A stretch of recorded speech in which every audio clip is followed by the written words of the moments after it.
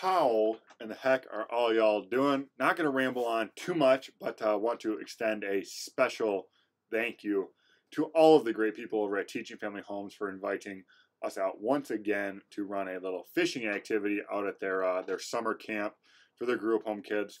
Some unbelievably incredible children out there. Had a great time out there.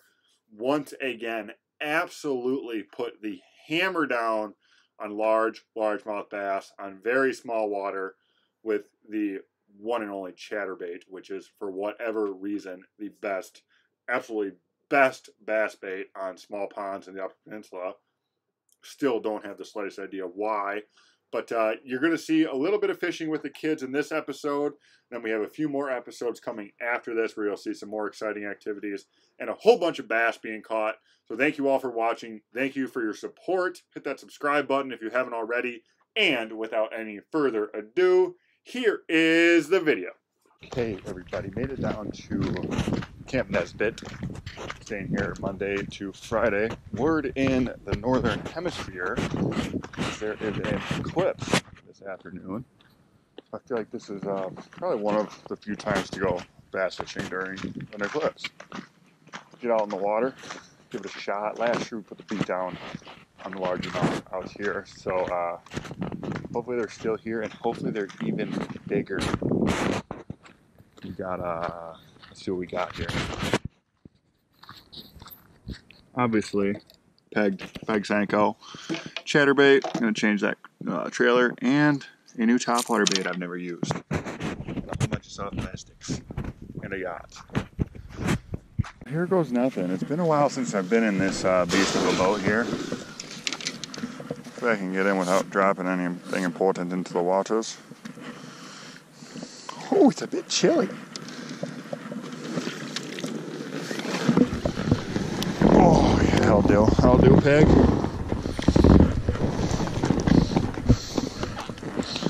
About the UPs, we don't really have any ponds, so this is about the closest to a pond. We call them small lakes, if you will.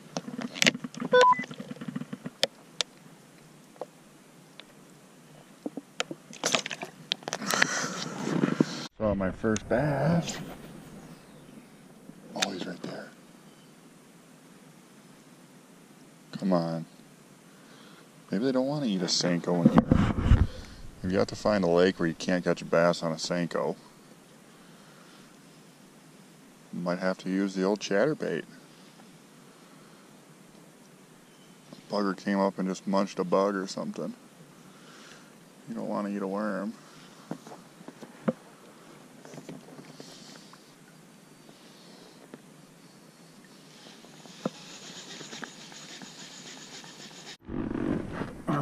Senko ain't doing jack diddly for me, so we are switching to the chatterbait. Getting rid of that.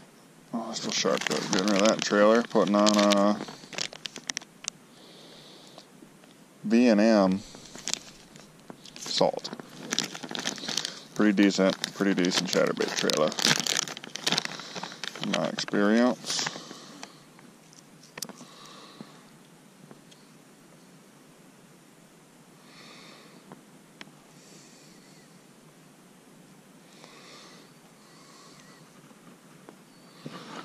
Looks deadly. Looks deadly. Try not to get my topwater bait snagged on anything.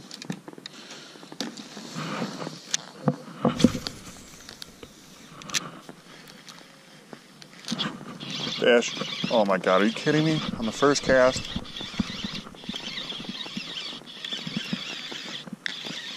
First cast, like first 12 seconds. It's the right species. Come here, buddy. That's a little Larry for in here. It's a very little Larry.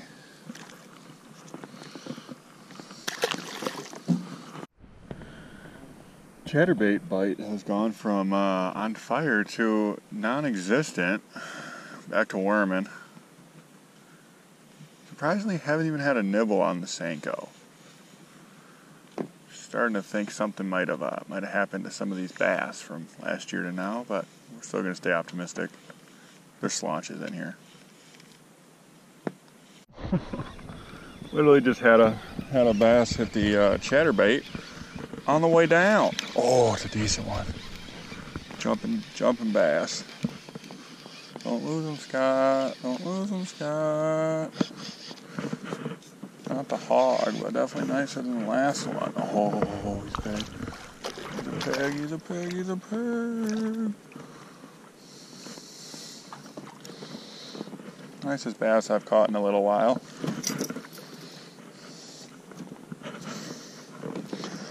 Absolutely munched the chatterbait right as they rang the lunch bell. So 2 for 2 for our scouting mission. Not too shabby. It would appear that this whole little eclipse thing is beginning. The radio tells me that you shouldn't look at the sun during an eclipse. We're going to try not to do that. But maybe, it's like about 1:30 in the afternoon right now, somewhere around there. We're in a different time zone, central, I believe. So I'm thinking that this little eclipse thing might confuse the fish. And they might think that it's a little darker, or a little closer to evening than it really is. And they might start snapping. In theory, it all makes sense. Oh, I definitely thought I just dropped my phone in the water. We're golden. That'll do, pig. Little scooteroo. Scootsaroo. Literally, caffeine is about the only thing keeping me alive right now.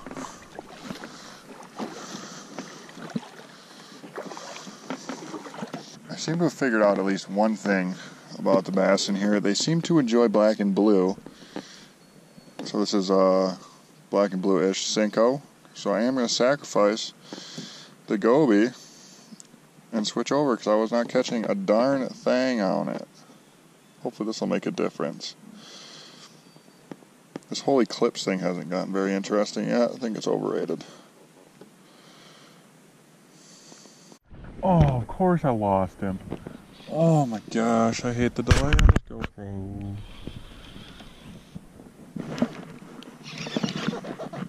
Oh, we're snagged now. Sick. Oh no. Grew up by that log there. The second the chatterbait hit the water, he jumped on it. A lot like a cougar would. Oh, I can't figure these fish out. Some of them are right on the bank, some of them are in the center. A lot of snags on the bank.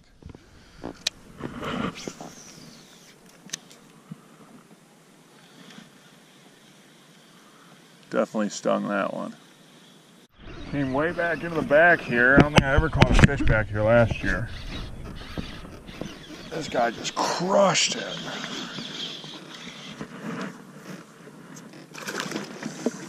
Come here, buddy. You're all wet, why don't you? Come on, bud. You're a nice one, too. Another chatterbait, Larry. Absolutely engulfed it. 3 for 4 on the day. I can't get away from the chatterbait. The black and blue Senko just really wasn't cutting it. Chatterbait's the only thing doing her. Probably about a 2-pounder. There's definitely way bigger in here. Just gotta find them. Cool thing about fishing out of inflatable bath toys and using power baits is I'll give you guys a demonstration here in a second after I get this lettuce off. No more lettuce. So you cast out, right? Say I want to turn a little to the left. Just gotta reel that way. Go this way to straighten out. I can kind of trolling motor myself around with my bait. Don't even need a trolling motor. Brilliant. Oh, how there's not at least a 5 back there. What was that? That felt like a good hit. Could have been a weed. Been running on like 2.5 hours of sleep for the last 48 hours. I'm getting a little delirious. think my strategy, I'm gonna go back, take a little nap, and then I'm gonna get out a black and blue jig. Probably put this same little double twister tail trailer on it. They seem to like this color scheme. I just want to be able to finesse it a little more than you can finesse with a chatterbait. I'm going to tie on a perch-colored square bill because it's shallower and very snaggy, but there are lots and lots of perches in here. And I think that's what these mondos are munching on. I might, even if it gets real hairy, I might have to break out the drop shot rod. I got some KVD blue something or other finesse worms. Guaranteed 9-pounders if they're KVD baits. The chidlins are over on the beach taking their swimming test, which they have to do before they're allowed to go in a canoe with me to go fishing. Probably a pretty decent idea. Not very good at canoeing. We'll keep them safe though.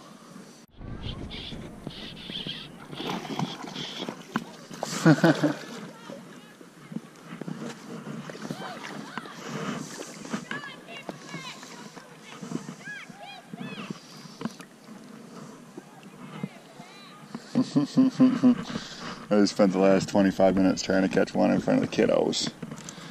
Not to mention a halfway decent one munched up on the, wouldn't guess, chatterbait. I think it's about time for a nap. I knew he was in here. He hit on like first cast, but I just could not get him to bite again. Finally got him. See you later, Larry. Got about an hour until I got to whoop some butt and capture the flag.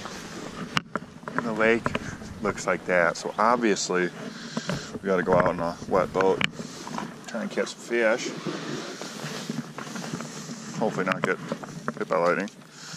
The eclipse was kind of bogus, probably due to the cloud cover, or the fact that I'm not really sure what an eclipse is supposed to look like, and they told me I wasn't supposed to look at it. Didn't get very dark like I was expecting. Swapped out a bait caster for a fairy wand. Got a black and bluish jig tied on it and have the true black and blue I was looking for. That one might do though. Keep you updated. Update. Made the decision to wear my rain pants, as you guys can probably tell, because my boat was wet and I thought it was done raining. Forgot my rain jacket. Oh yeah! First jig fish. Doesn't feel like a big one. Oh, he's a feisty one though. Oh, it is a nice one. Oh, come in the boat. Oh, stay in the boat. Stay in the boat. Stay in the boat. I was not ready for that one. He's a feisty bugger. Holy wow. Pretty sure I just caught that one vertically jigging with a flipping jig. So we've dialed them in. They like black and they like blue, and they like them in a combo. That is our fifth Larry in the rain. Not too shabby. Not too shabby. First jig fish in quite a while. I typically only use jigs in the spring, but I was getting bored of. And well, I wasn't getting bored. My arm was getting sore throwing the chatterbait. Well, we pulled one out of the deeps on the jig. Fish for, I don't know how much longer. I don't have my phone on me, I don't think, so I don't have anything that can get wet. That thunder doesn't, yeah, we're going to get out of here probably.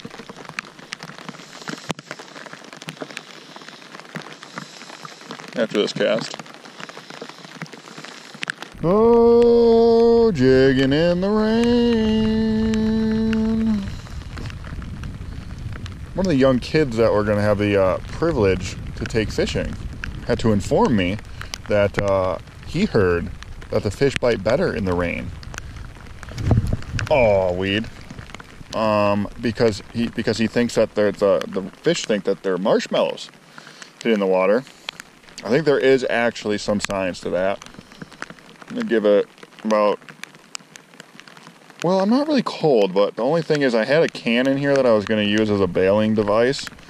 but of course I've left it with my rain jacket. So when this boat fills up, it'll never sink, but my butt will get wet. I don't like when my butt gets wet. Hopefully we can crack one more nice, high quality largemouth, and then we can go whoop some butt and capture the flag. One nice thing about being an ambidextrous fisherman is when your left arm gets sore from throwing a chatterbait, you just gotta throw a fairy wand with your other hand. Not really sure what I'm gonna do when both arms get sore. Just gonna have to suck it up, I suppose.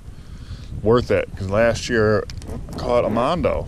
I either caught a mondo and his twin brother, or I caught the same mondo twice. But he's a year bigger, hopefully. The owner of this camp was telling me a story about the guys that were out here last. There was one so big it kept breaking their line. I was saying in my head, well, you need better line, but maybe he's a monster. Breaking 50-pound braid? I don't think so. Oh yeah, buddy, it took a while. Finally hooked up with the first fish of the morning. Guess you guys couldn't bet what's on the end of this loose bait caster. It's a chatterbait. Oh, he's staying down. Oh, this is a nicer one. Oh yeah, buddy. Ow. Decent, Larry. Still not the mondo I'm after, but we're going in the right direction. As you guys can tell, he absolutely crushed the chatterbait. I'm starting to find out if they don't pick it up right off the bottom, they pick it up within 10 revolutions. Get him back. See you, bud. Just drifted, half the lake to catch one fish at the very back. I'm gonna go ahead and, I don't want to say that it's not a morning bite. I want to go ahead and say it's not a when it's 30 degrees colder than it was yesterday bite. We're gonna go back up, get another drift going on the other side, go eat some breakfast, and then your boy is in charge of the canoe / fishing activity. I go canoeing with good little kid we met last year. He's got autism, so it was pretty fun canoeing with him. He's sitting there, he was holding the canoe, well, I can't do it with a kayak paddle, obviously, but he was holding the canoe paddle upside down. He had his top hand on the blade of the paddle, using the handle of the paddle to try and canoe, while I'm sitting in the back paddling as fast as I can, just trying to get us to go somewhere. And we get out into the middle of the lake, and he goes, Scott, can I ask you something? And I go, yeah. He goes, I'm gonna flip the canoe. I'm like, well, buddy, why would you do that? He goes, because I'm going to leave you out here and I know how to swim. Maybe we can't flip him out of a canoe this year. My buddy just landed right in front of me. He's not happy about me being here, even though he just landed on top of me. Tell me how you really feel, bud.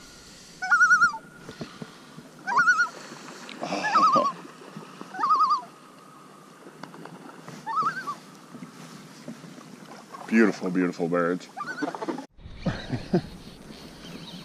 This is the second bass we've hooked right in front of the swim area, right where the kids were just swimming like 20 minutes ago. Might be a decent one. He's staying down. Oh yeah, buddy.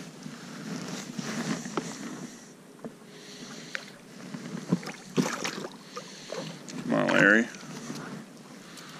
Cooperate, Larry. Should have brought my net.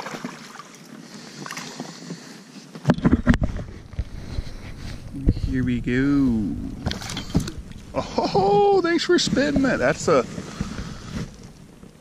potentially the nicest one so far of this trip. I don't think I've caught him yet. Not too bad, not too bad. Thank you, Larry. Oh, okay, you don't need no help. We're all rigged up. Time to do this little fishing activity. We got 2 hours, and hopefully we'll be able to catch at least one person a giant bass. Got some worms, so there will be some panfish. See what happens. We're fishing now. I told the kids the first one to catch a bass gets $1. Hopefully at least somebody catches a bass. The nice thing about this is nobody was brave enough to go in a canoe with me, which is probably a smart idea.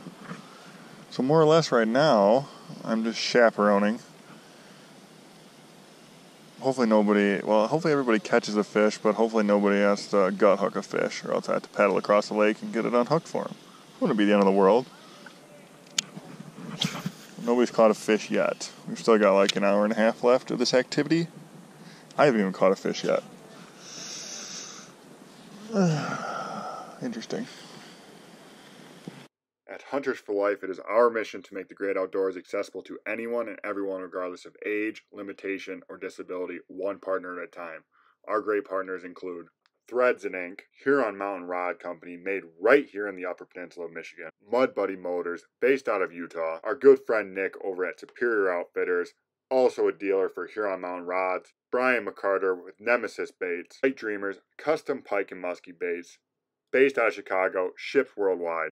And last but not least, our good buddy Adam Carpenter, host of the one and only Outdoor Show. All right, everybody. Thank you for watching, and as always, happy adventures.